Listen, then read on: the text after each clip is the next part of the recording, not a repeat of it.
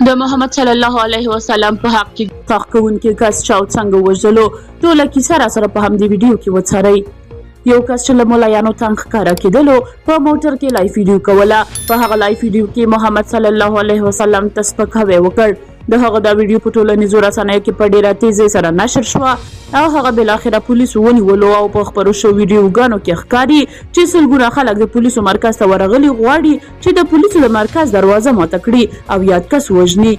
بله ویډیو د یاد کس د زوی لخوا څخه خپره شوې چې د هغه زوی وایي چې له پلار څخه مې غلطي شوې ده او غلطي خدای هم معاف کوي. پلار به مې توبه وباسي. خلک د هغه د وژلو هڅه نه کوي. هغه هم کورنۍ لري، اولادونه لري. زوی ویډیو کې وایي چې زه خپله هم د قرآن حافظ یم او ډیرو دیني مدرسو کې مې درسونه ویلي دي. خو همدې حال کې خبر ترلاسه شو چې د سید خان په نوم یو پولیس لخوا څخه یاد کس د پولیسو په مرکز کې په ډزو ووژل شو.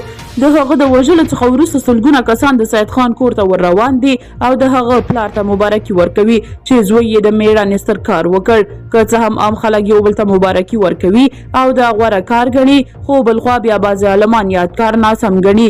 عبدالبشیر احمد حنیفي هم د موضوع په اړه لیکلي دي. هیڅ فرد حق نه لري چې د یو چا وژل په خپل لاس کې واخلي. اسلام خلکو ته د سزا ورکولو مرجع محکمه ښودلې. دا ډول کړنې شخصي ستونزې ایجادوي. مسلمانان سل ډلې دي، هره یوه بله ګمراه ګڼي او مرګیره وګڼي. په دې سره به صرف مسلمانان سره وژني، دښمن به خپل کار کوي.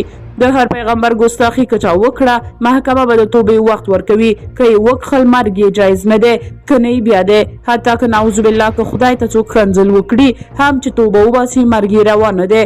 دا د جمهور فقهاو مذهب دی. امام ابن عابد او امام تاج الدین سبکي، امام قاضي ایاز پر دې موضوع تفصیلي کتابونه لیکلي دي. پر پیغمبر مو قربان یو، خو څنګه چې دی وایي همغسې او هغومره. الله او د هغه پیغمبر د خلکو تر بدو او پچو ویلو ستر دي.